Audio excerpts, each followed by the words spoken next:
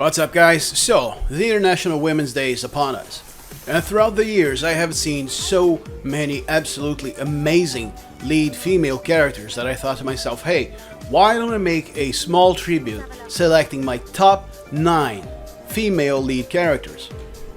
Now, bear in mind, even though this is a numbered list, they are all absolutely amazing.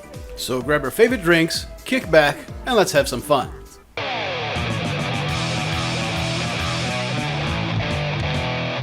Number 9. Faith Counters, Mirror's Edge. Back in the PlayStation 3 era, Mirror's Edge was one of my favorite games. Really, it was quite unique for the time it was released.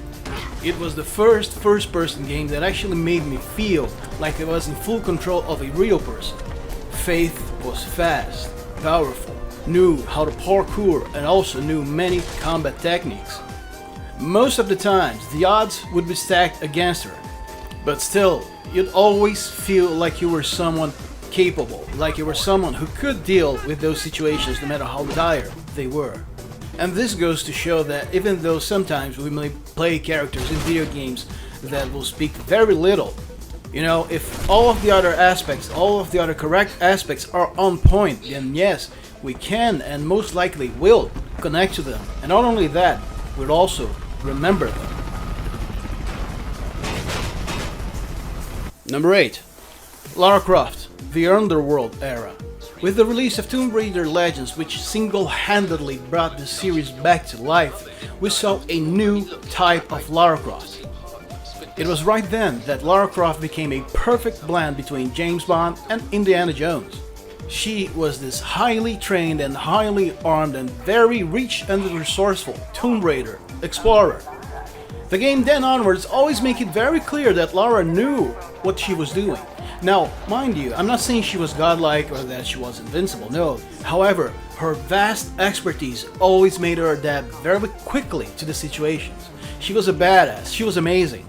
And the reason why I went with Tomb Raider Underworld and not Legends is because in Underworld, I think it was the apex of Lara Croft's character, the classic character as we all knew and loved. Number 7. Helena Harper, Resident Evil 6. Now this may come as a surprise to many of you since Resident Evil 6 is by far one of the least popular Resident Evil games. And while certainly I can understand a lot of the criticism it's gotten, I wholeheartedly disagree with the concept that Resident Evil 6 is a bad game in itself. Each campaign was written with a very different feel to it in mind, and if you stop to think about it, every campaign makes sense. From Chris and Pierce's militarized campaign to Jake and Sherry's wild survival escape, it was all very concise. Really, those were situations in which I would clearly imagine each and every one of those characters involving themselves with. And among all of Resident Evil 6's extremely likable characters is Helena Harper. Lied to and manipulated by Simmons in a plot to murder the President of the United States. Her willpower to save her sister and set things right was unyielding. However, all of that willpower never made Helena a character incapable of displaying emotions. Throughout the campaign, Helena displays a series of very convincing emotions, such as anger, despair, hatred, relief, and vindication. And although most of Leon's campaign's elements surround him, not Helena, she was the one who made a real impact on me, not Leon. Number 6. A2. Near Automata. She was the prototype model which would later be used to create the more advanced 2B and 9S models. A2 is initially depicted as mysterious and somber, but as she begins interacting with other characters, the player will eventually see that A2 is actually quite aggressive. She has a propensity towards reckless behavior. She oftenly engages in combat without any prior threat assessment, strategy, or regard for her own personal safety. If you pay attention, you see that she's borderline self-destructive. And this stems from trauma and guilt. Prior to the events of the game, A2 was a secret Yorha operative taking part in a project on Earth called the Pearl Harbor Descent. The purpose of this operation was to monitor and research how experimental Yorha units would behave during battle. This information would then be studied and integrated into newer models to improve the quality of production.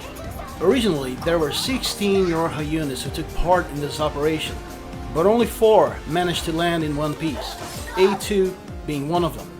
Since the original squad captain was destroyed during the descent, A2 took command of the Yorha squadron once operations began. Unexperienced at the time, she ended up issuing many questionable orders during her initial time ahead of the group. Eventually, she forms a functional relationship with resistant forces and manages to destroy a major machine server, which helps Yorha gain the upper hand during the war. Despite her success, the toll her comrades' deaths took on her was too big.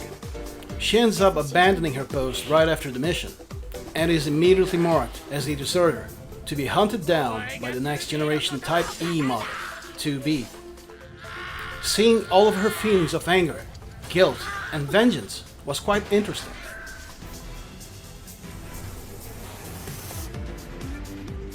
Number 5. Lightning, or Claire Farron, Final Fantasy XIII.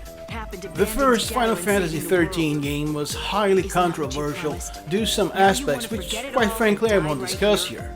And then there's the issue of Lightning. A lot of people dismissed her as a bland character, a bland emotional character.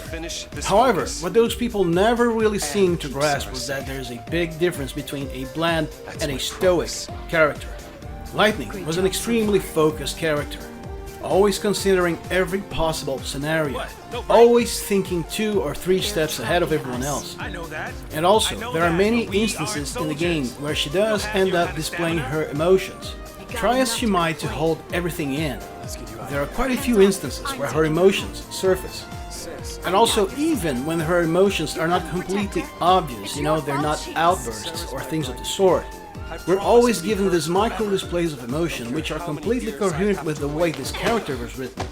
It's over! Number 4. Eloy, Horizon Zero Dawn. Raised in the wilderness as an outcast by Rost, a sort of adopted father if you will, Eloy was a free spirit.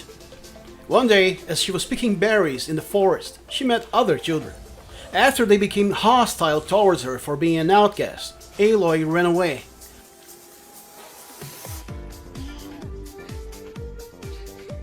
Only to accidentally fall a hole of a forbidden ruin.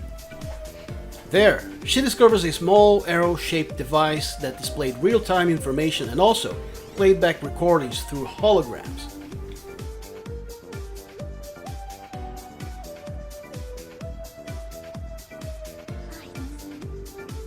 As she grows up, she comes to meet and interact with several people from 3 different tribes: the Nora, the Karja, and the Oseram. What made Aloy such an interesting character to me was her personality, the way she interacted and reacted to others around her. It's very easy to take this type of character and end up with a total and forgettable cliché.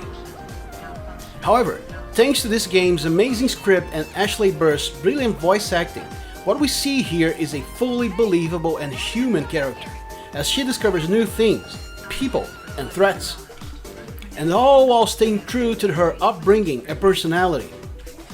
Not once does Aloy fall out of character for some sort of cheap and poorly written moment through this brilliant game. She's definitely a character to be remembered. Number 3. Ivor, Assassin's Creed Valhalla. With a tragic past where both her parents were murdered when she was only 8 years of age, Ivor grows up sworn in vengeance against her parents' killer, and she eventually gets it. However, that's only the beginning of the game. Soon after that, she and her brother, Sigurd, set out to conquer New England. In a way, this is where the game really begins. Initially following her brother's orders, Ivor sets out to forge new alliances within this new land, and of course, not all will go according to plan. However, what really makes Ivor shine to me is the consistency and strength with which her character was written and voice acted. It would have been really easy to take the one-dimensional character approach and make one bland and forgettable character. However, we see so many different aspects of Eivor as she interacts with the world, be it on raids, diplomatic meetings, conflict diffusal or escalating, drinking contests, love affairs, friendships formed, deceit, laughter, doubt, and so much more, that I really felt like I was playing as a multi-layered, strong person. She's definitely one character I will never forget. Number 2. The Boss. Metal Gear Solid 3. Snake Eater. Ah yes, the Boss. The mentor of John, otherwise known as Big Boss. The number of hard decisions this woman has had to make in her life during her years as an operative will make your head spin. And what I like the most about her character is that she never slips. No matter how bad things get, she's learned how to never break character. Yes, a character who's created a character for herself. That's some good writing for you. Not only out of necessity so her mission doesn't get jeopardized, but also due to experience. During her run-ins with Snake, she always hands him his ass in one way or another, even when she's trying to warn him. And not once does this feel cheap or far-fetched. From the get-go, you know this woman is highly lethal and intelligent. The decisions she has to make, hard ones. The sacrifices she also has to make. Even being unable to disclose her feelings and thoughts or emotions to her most dear pupil only serve as a big and beautiful testament to the great character the Boss was, to how loyal she was until the very end.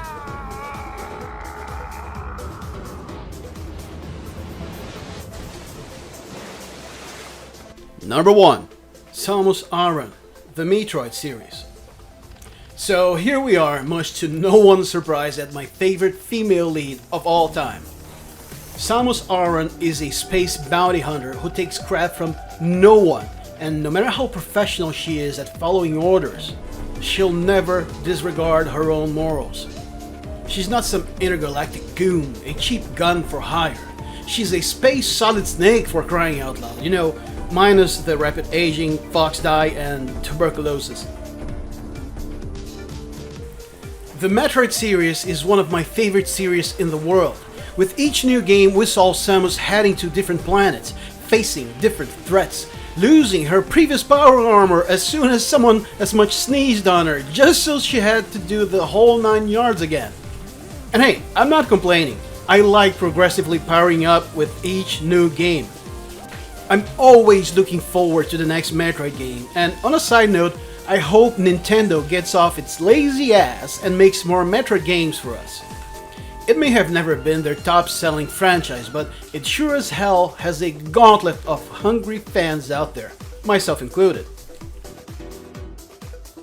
So that's it for today, guys. I really hope you enjoyed this small tribute I put out to all the women out there. This top 9 favorite lead characters. I chose the characters that throughout the years resonated with me, with my heart the most. They're all absolutely amazing, each in their own way. And if you haven't already, please remember to hit the like button, share, comment, and even subscribe to this channel. Your support helps us a lot. And if you really want to go the extra mile in supporting us, please consider checking out my Patreon page and a few other links that I'll leave in the description. I hope you guys have a great day, and I'll see you next time. Later.